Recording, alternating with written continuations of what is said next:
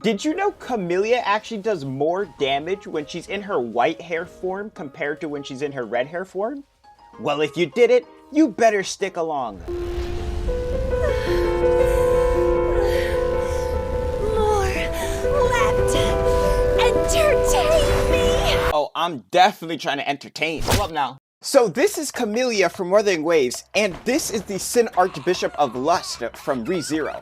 And while both may want your seed, one wants to eat you while the other one wants to breed you? Seed of fate. Me when Camellya is on screen. I lost!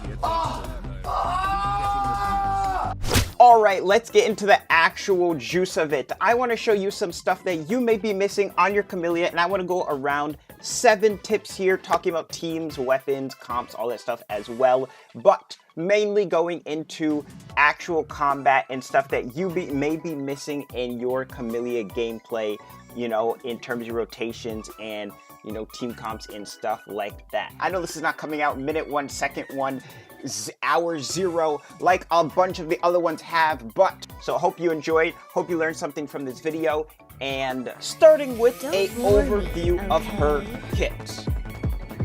So at a baseline, you probably went and read Camellya's resonant skill description. It was like, holy, I ain't reading all that. Well, I've got you. It's not as complicated as it looks. Realistically, your Camellya rotation is going to be introing into her, doing your skill, doing your ult, stacking up your concerto by doing your spins or a series of basic attacks, then doing your inferior, stacking up your outro again, and then swapping up and re-upping your buffs on her. Not that hard, right? Alright, and this is an example of what I just said the basic combo would look like with you actually performing it, and we're going to go to some advanced Camellya tips right after this, so stay tuned. Alright, so starting here off with our first tip, Camellya has a white hair mode and a red hair mode, but what a lot of people don't know is you probably think that the red hair mode is what you always want to be in, where she's on the vines.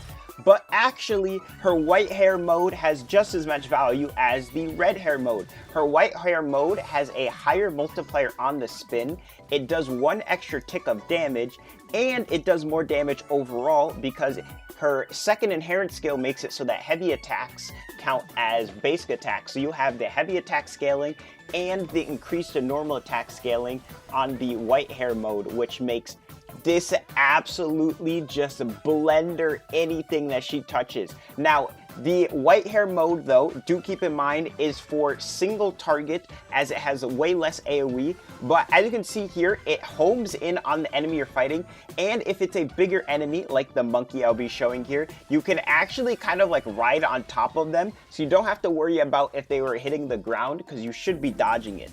It also works on something like the Mech Abomination as well. And the red hair mode, you want to stick with AoE situations where you are just blending a whole lot of enemies, you know, in a wider area. Now, obviously, you can just use the red hair mode if you don't want to do this, but you're watching an advanced tips video, you know what I'm saying? So, it's time to start learning how to use your white hair mode. Okay, so I showed you the basic combo earlier, but what if I told you there's actually a way better combo that keeps a significantly higher uptime on your buffs for your Camellya while she's in her empowered form after she's casted her inferior? So what you're going to want to do here is, instead of introing like normal from your healer into your buffer, which is probably Sanhua, and then into Camellya, we're going to scratch that. And what we're actually going to do is we are going to go from our healer, intro into Camellya, stack up pistols, get our concerto almost to max, save the ultimate, then go onto our buffer, then get our buffer's outro skill, outro into Camellya, and then we're gonna ult inferior, and then we're going to do our full combo, because that is going to keep the highest uptime while you are in the inferior buff state. Because if you don't know, that Camellya turns all of her pistols into damage bonus once she transforms, and that's where the biggest portion of her damage is going to be after she casts inferior, obviously, which is usually hitting for like 100, 200k. Alright, now obviously that probably came out very fast. You're like, what is this Gib guy talking about? He is yapping way too fast. So we're going to actually play through it while talking. So I'm going to stack up Verena here, Life is in everything. getting Verena stacked. Then we're going to go like Camellya, like I said, and we're going to stack up these pistols here. I'm going to get a parry, and we have our thing like pretty much maxed out here. And then we're going to go to Sanhua, get Sanhua's outro here. We're going to Heron, and then as you can see, we already have our thing stacked up. We're still going to go for the ulti here, go for 100k, 200k, and then as soon as we stop getting interrupted by the monkey here, we're going for the drill. And look at that, 7.5Ks just deleting them. And we can get almost 2 of those fully buffed. But yeah, the second one, like I said, you're usually running out by the second one. And you want to go read through, get your buffs like this. 1, 2. You know, I don't have variation, so it's a little tough out here. You know, if you have variation, this will look way better. You know, it won't look as scuffed as what I've got going on. I've got a poor man's Verena. Hey, is what it is, you know. That's how we've been moving out here. Then you're going to go like this. Didn't get the outro yet, so, you know, we didn't waste it. Getting our buff again. We're going to go like this. We're going to go for the ult. Big nuke. We're going to go for the Bomba. We're going to go for the parry. I don't even know how that hit. We're going to go for the big drill on top here. You know, not as much damage, but, you know, you still get the hits here because we're already in the air. Okay. Dreamless. And the monkey's dead. It's just that simple, boys. That simple. All right, now, last thing I want to talk about tips-wise before going into some build tips and all of that is quick swap Camellya for rotations. I'm not gonna lie, it's not the craziest. I don't recommend it to 100%. You know, it's like a for fun team. If you're clearing out a domain or something, you know, you can definitely run like this type of team. But in terms of like for tower or anything, kind of just a waste because realistically you'd be probably running her with like Cheng-Li or something. It's kind of just a waste of having like that DPS on your team when you could just have Sanhua on there. But I mean, it was kind of fun to play. I didn't even play this perfect or anything, and I still got like a decent clear. I cleared this in like 30 seconds left, I think. So yeah, pretty solid clear for Mephis. But yeah, like I was saying, don't really need to play quick swap when you can just play an actual dedicated team for her and have Cheng-Li on her own actual quick swap team, like Zhang Liao or something. But it was fun to try out, you know, it was definitely fun to try out and experiment with. Okay, last actual mini thing I wanted to talk about here is when you are in Camellya's platform, you may not know this, but you can actually infinitely grapple up. And when you grapple up, you can actually just like keep going while you're fighting. The only problem is usually when you do this, you are falling closer to the air every time you do it.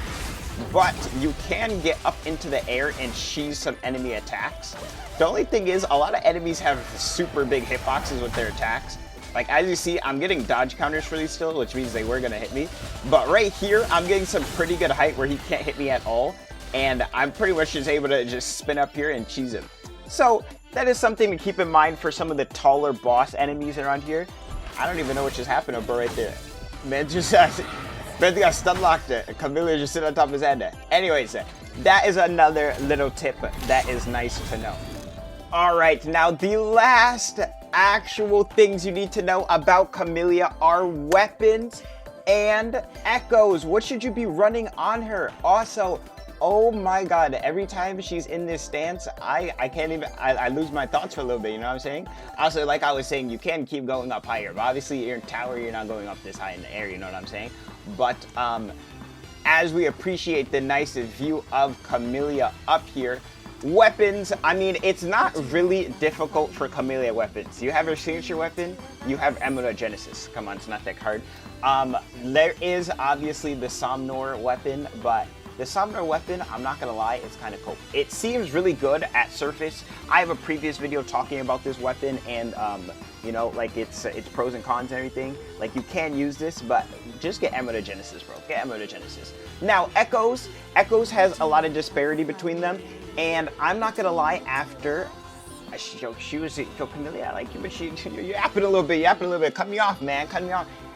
Echoes, so I was having a bit of disparity between, I feel like Crownless, he's just out of the picture. Crownless, you can run Crownless if you want. Do you like Crownless? I don't know, you're a Crownless guy.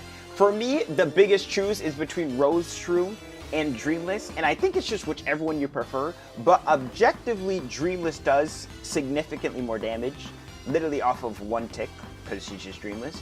But the thing is, this guy can be cast 5 seconds faster, and it is 150%-ish damage, like 160% damage, you know, which isn't bad, obviously. The only thing about the Rose Shroom versus Dreamless is Dreamless can be cast mid-air, and she allows you to land on the ground immediately after if you want to do that. While Rose Shroom, you have to touch the ground to cast it. Now, you can cast it, obviously, without canceling your animations or anything, which is really nice. It has no effect on anything you're doing, but you do need to have touched the ground while you're casting it. And then also Tambourinus, I was going to recommend him, but it just does objectively less damage than the Rose Shroom. The only thing with Tambourinus is I'm pretty sure you can spawn it mid-air, but yeah, it just does less damage than Rose Shroom. So it's between Rose Shroom and Dreamless, whichever one you like playing better. Dreamless does more damage. You can cast her right at the end of your rotation, which is really nice and should be giving you the most damage. So honestly, probably should just try Dreamless the most, but if you really don't want to swap to Dreamless at the end, you just want to cast this every 15 seconds, you can use Rose Shroom, and it's also good. This does, my Rose Shroom was doing about 7 to 8k with this build. I don't know if my Havoc was fully stacked up when I did that, but, well, 8k times 3, by the way, 8k times 3, for reference, but yeah. That is all for my Camellya video here, talking about her tips, talking about her tricks. Oh my god. I got a voice line for you guys. I got a voice line for you guys to end the video. I have a voice line for you guys. I'm fine. I just need some time to ride out the pain. Swallow it whole. Make the chaotic frequencies my strength. What is she talking about?